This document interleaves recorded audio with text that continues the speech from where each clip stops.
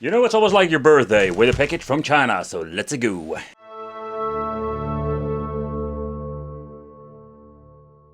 So this, my friends, this is the RG Nano. The RG Nano is one of those products that I'm thinking this is absolutely crazy. Coming in 3 colors, blue, purple and magenta. Man, I have no idea how to pronounce that.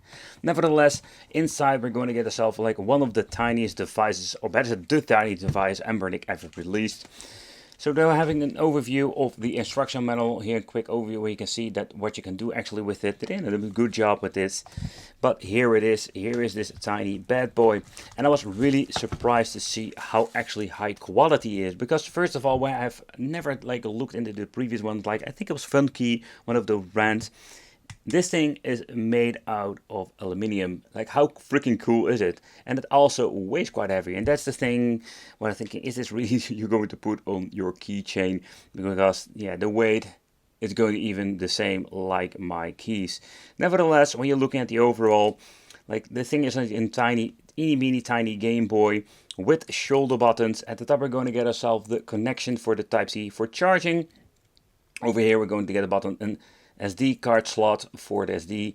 Let's take a close look. What are we going to get with the quality? Because this is an issue. Okay, the reason I'm saying an issue, they need to stop like grabbing these really non-branded SD cards, because they can get corrupted fairly easy. Always make a backup if you're going to get it with Bellina Etcher.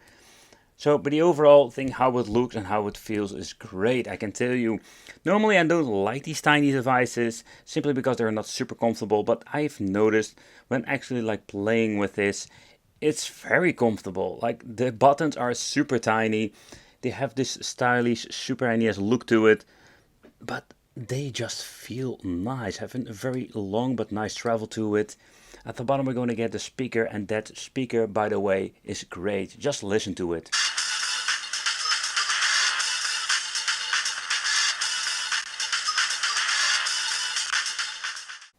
The only thing is, it comes in a very strange resolution display, where some of the games will be stretched a little bit. I will show you later on. But when holding it, actually playing it, it's it's such a fun experience. But nevertheless, let's power it on, and I will show you what you're actually going to get. The first thing I already noticed on the first time I've booted up a device like this, it's going to be a beautiful display. And yep, it also shows you the time. That is even more cool. But overall, what you can do is like getting into the menu over here. So it will load up the old school menu like with the open dingus. So it's not the MELX stuff that we have seen before. And in here we're going to get different kind of emulators that we can actually play. And what this thing can play is all the way up to freaking PlayStation 1. Yup, it runs PlayStation 1. That is so freaking cool. Another thing I've noticed when actually using this thing, this D-pad is very tiny, but it is still very comfortable, and they completely, absolutely nailed it. So let's start off with just PlayStation, because that is just freaking cool, and let's load up some games. Okay, so next up, let's take a close look at the menu, because when you're booting up the game itself, you're pressing the button over here. You can even make a quick load, quick save, adjust the brightness of the display if you want to. Then we're having volume control. And in here we can just exit through the main menu. It will ask you, like, you make for sure. I think it's very great that it did this. Sometimes you accidentally press it, but if you're going to press it again, it will boot up the game, or better said, like, it resumes the game. Now you can just see that it does struggle slightly here when it comes to overall emulation performance. Also, the aspect ratio is so weird with this. So let's get into the other like mode. So let's put it on cropped. You can even scale. Okay, so let's continue. Let's see if that's going to be working.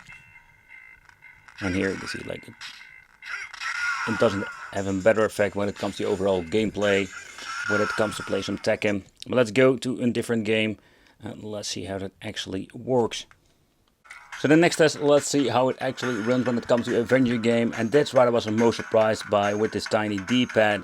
It actually plays so well, you can just play some Crash Bandicoot with this.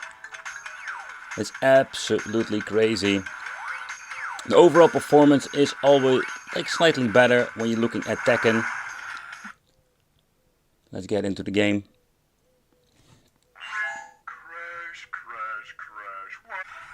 From the menu, let's boot it up and show you what I changed out in the previous part, where I basically like messed around with the aspect ratio. We have cropped, scaled, so let's get into the scaled option. And this happens basically when you're going to do that.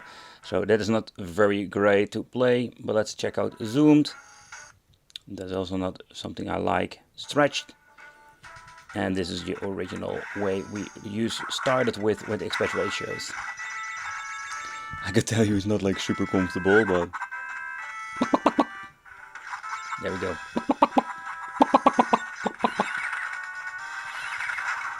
I cannot see myself playing with this for an hour. Oh man.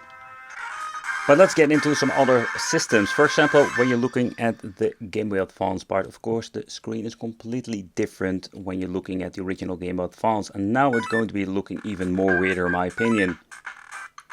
I wouldn't say it's going to be affecting my overall experience when it comes to the games.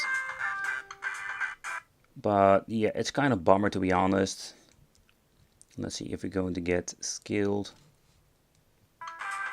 And this is basically the original aspect ratio of the game itself. But then it's the question what kind of way you want to play, because the screen is now becoming even more tinier to play actually.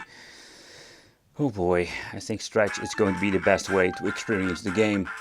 Because the screen is already so tiny, if you're going to have two gigantic black bars, this is not going to be fun to play. But if you want to try something wicked, of course one of the things that we need to play is the Game Boy, because this is actually like a tiny Game Boy. And doesn't look that too shabby in my opinion. There's a lot of fun playing this. I must say that I need to get the volume to maximum to really enjoy the soundtracks. Wow, that's a big difference.